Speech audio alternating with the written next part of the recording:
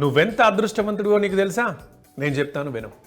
ఈరోజు పొద్దున్నే నువ్వు ఆరోగ్యంగా నిద్ర లేచావంటే దేశంలో నిన్న రాత్రి అనారోగ్యానికి గురైన 10 లక్షల మంది కన్నా నువ్వు అదృష్టవంతుడు అన్నమాట.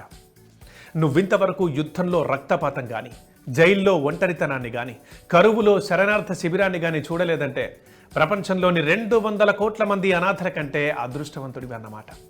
నువ్వు ఈరోజు ఏ భయము లేకుండా, ఏ ఆయుధము లేకుండా బయట తిరగలుగుతున్నావంటే 300 కోట్ల మంది నివసించే దేశంలో నువ్వు లేవన్నమాట. ఈరోజు నువ్వు కడుపు నిండా తిండిని, ఒంటి నిండా బట్టలు వేసుకొని ఓ ఇంటి కప్పు కింద కంటి నిండా నిద్రపోగలుగుతున్నావు అంటే ప్రపంచంలోని 75% కన్నా ధనవంతుడు అన్నమాట.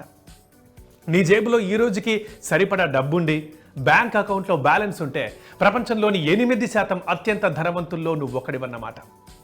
నీ తల్లిదండ్రులు బ్రతికుండి ఇంకా విడాకులు తీసుకోకుండా ఉంటే ప్రపంచపు 5% పిల్లల్లో నువ్వు లేవన్నమాట. నువ్వు హాయిగా తలెత్తి ఆహ్లాదంగా నవ్వగలిగితే ఈ ప్రపంచంలో చాలామంది చేయలేంది నువ్వు చేస్తున్నావన్నమాట.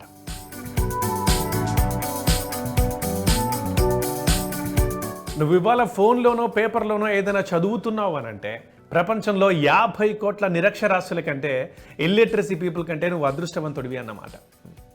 ఇంకా నువ్వు నా మాటలు వింటున్నావంటే, నేను మాట్లాడుతున్నాను అనంటే ఏ ఉగ్రవాదుల చేతిలోనో, లేక ఏ విమాన ప్రమాదంలోనో, లేక ఏ తొక్కిసలాటలోనో, లేకపోతే ఏ నీటి ప్రవాహంలోనో పడి చనిపోయిన వాళ్ళల్లో మనం లేము అన్నమాట.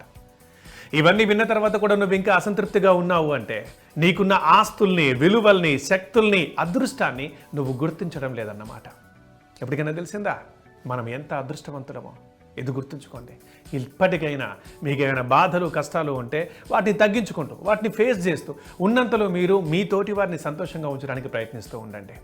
మరింత కాలం సంతోషంగా ఉందాం.